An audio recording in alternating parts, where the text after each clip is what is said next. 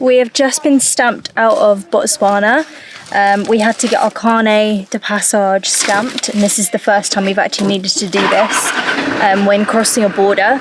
And the reason for that is because South Africa, Lesotho and Namibia and Botswana are all part of the same customs union, therefore you do not need to get stamped in and out with your carnet at those borders. But as we are now leaving that customs union and going into Zim, we had to get stamped out of Botswana. So now we're just making our way, leaving Botswana now and crossing over the bridge to Zimbabwe.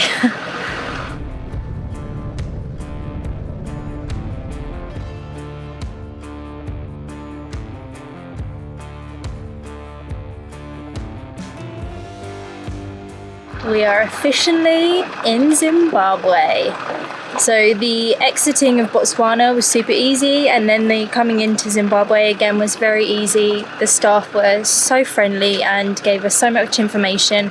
We spent some time with one of the immigration officers there going through our carnet, which, because this is the first time we've used it, it is all kind of new to us, and she was really helpful, like giving us all the information we needed and going through the process with us, which was really, really good. And so yeah, we are on our way on a little kind of dirt track, and yeah, let's go, let's see what Zimbabwe's all about. Hey? I'm having to take some air out of these tyres already. These roads are rough.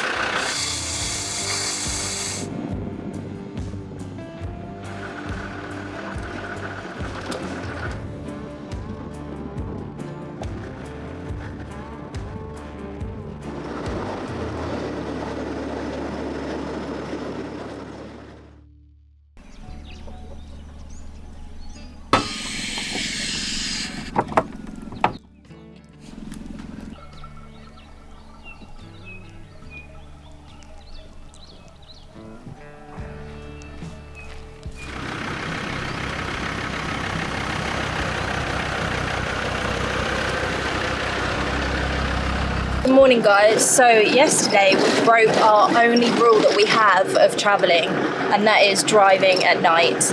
We crossed the border and it took a couple of hours, so by the time we were leaving the Zim side and heading into Zimbabwe, it was about 5 o'clock. So the sun was starting to go down, and the wild camp spot that we'd found on Overlander was further than we thought it was going to be, and the roads were a lot rougher than we anticipated, therefore it was slow going. But we finally made it to our spot about 2 hours later, if not a bit more. It's true what everyone has said to us, there are people everywhere. We were driving along last night thinking, oh, there's literally no one here, and then you see someone coming out of the bushes on their bike. Yeah. There's just people everywhere that you look. So it does make wild camping a little bit more tricky, because you don't know whether you're going onto someone's land or whether someone, you know, whether you're disturbing somebody. Look, we're in the middle of nowhere and there's just a little girl there, sat down. Thank you. Have a good day.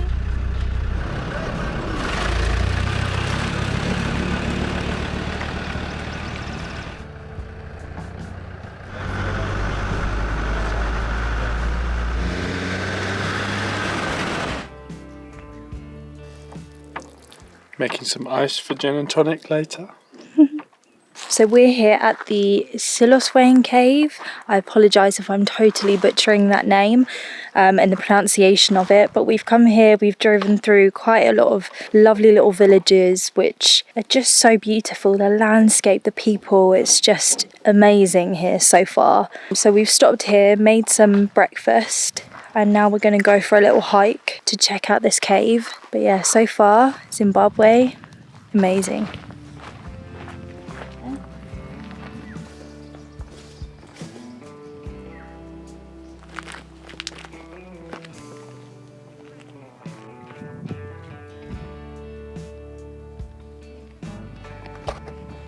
You really have to know your shit. Can't really describe to you guys the feeling you get when you're in a cave like this. We've been here for 15 or 20 minutes and I've just been totally fixated on these paintings. And like Chloe said a minute ago, the more you look, the more you see, and they're actually all over this cave, all the way down to here. And then you look up and there's more above you, big ones. Just like trying to stand here and work out what story each one's trying to tell. Yeah. There's lots of paintings. I don't know if the camera's going to do it justice. You're just going to have to come here and see it. Yeah. The Silisvani cave paintings are a compilation of over 100 paintings and some of the 3,000 that can be found throughout the Matopos National Park. These paintings are thought to be over 6,000 years old, created by the San people, otherwise known as the Bushmen. We don't know exactly what the paintings are showing, but we believe they could be telling a story, giving direction, or warning other Bushmen in the area.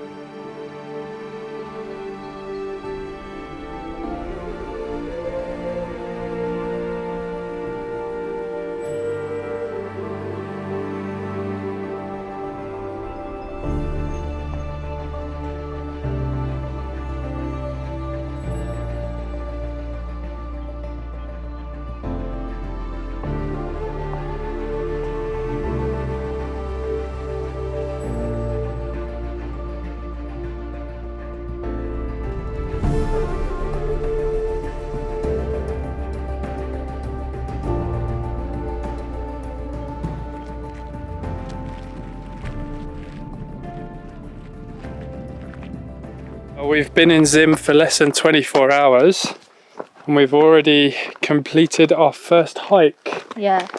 Which is exactly what we wanted to do more of. Go Dora.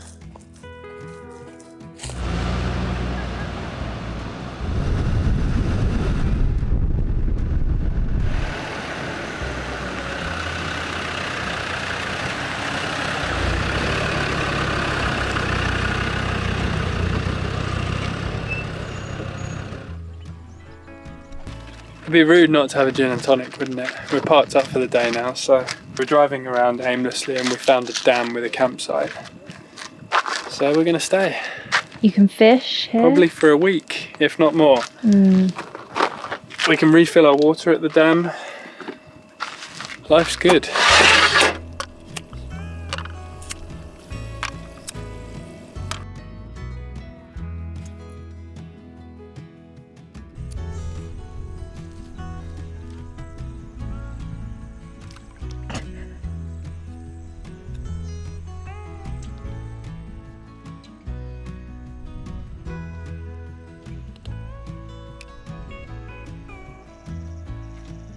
So we've just got set up for the night.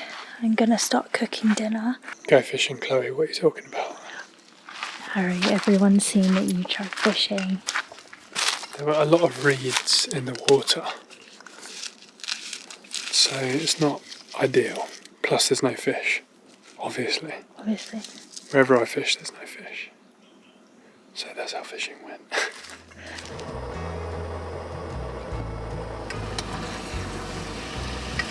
Step for you, babe.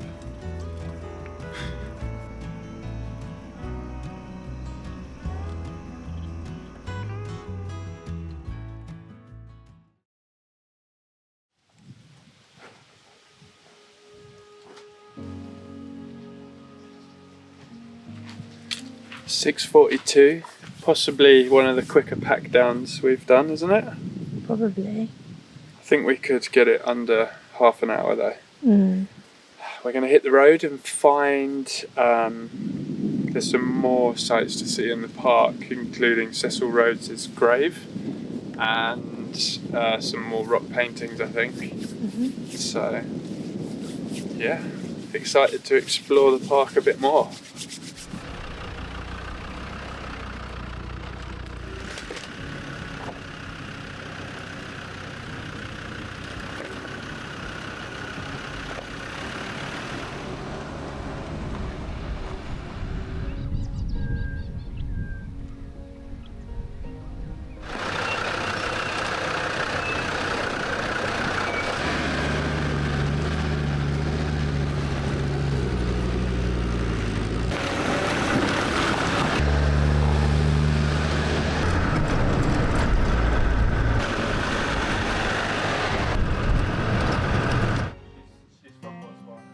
We spotted this man painting his home.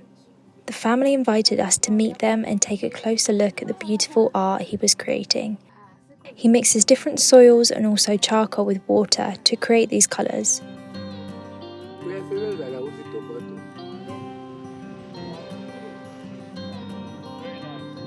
I like the windows.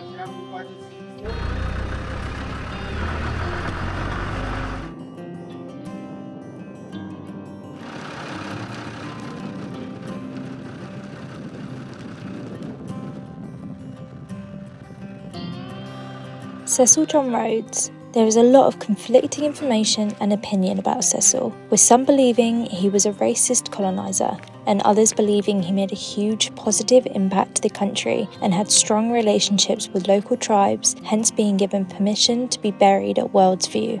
Rhodes was the Prime Minister of the Cape Colony from 1890 to 1896, naming the country Rhodesia. That name remained until 1980 when the country received its independence and became how it is known today, Zimbabwe.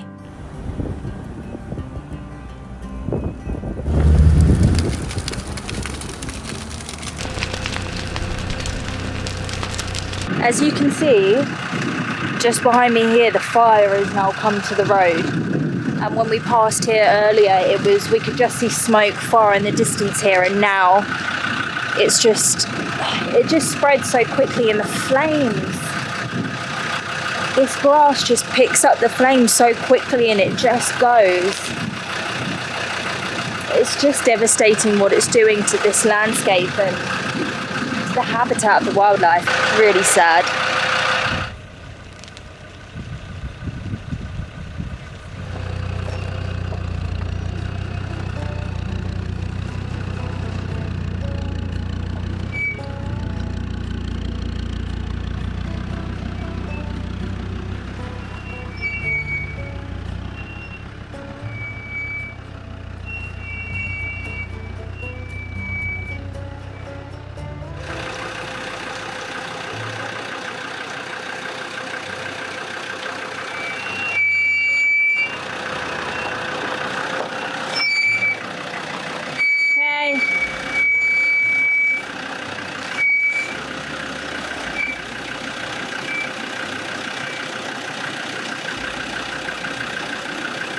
Maybe steer to your left.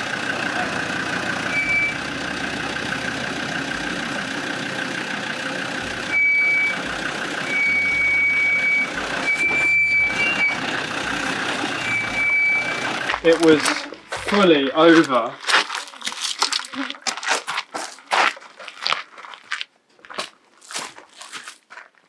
But it was going, so my rear wheel was here and my front right wheel was there. Yeah. That wheel was off the ground. Yeah. Cool, let's go.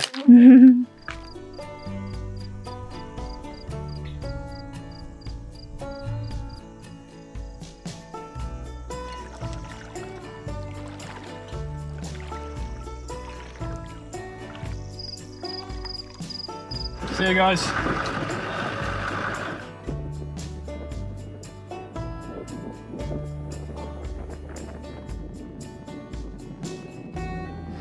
We've come back to Cecil John Rhodes' grave here in the World's View so that we can hike up and hopefully catch the sunset. Harry's just making us a little G&T for the walk. Hopefully I imagine it will be a very, very nice sunset from up there. The view is spectacular. If we do it like this, we'll get 2 each.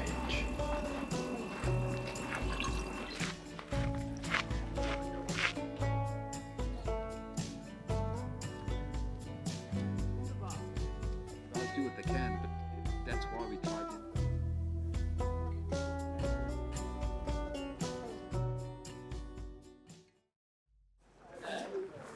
Our final day in the Matopus National Park was spent with Ian from African Wanderer. Ian does a huge amount of work within the park for rhino conservation and education. Ian also took us to see the white rhino in the area. He knows these animals so well after spending so many years working in the park.